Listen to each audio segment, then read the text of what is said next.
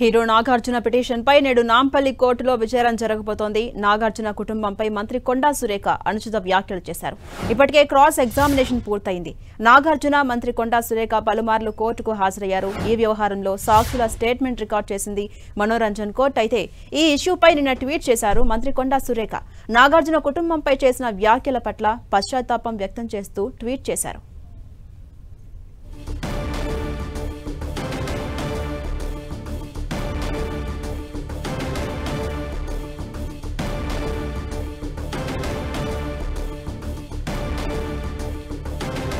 Hero Nagarjuna వేసిన పిటిషన్పై నేడు నాంపల్లి కోర్టులో విచారణ జరగబోతోంది. నాగార్జున కుటుంబంపై మంత్రి కొండా సురేఖ అనుచిత వ్యాఖ్యలు చేశారు. అయితే ఇప్పటికే క్రాస్ ఎగ్జామినేషన్ కూడా పూర్తయింది.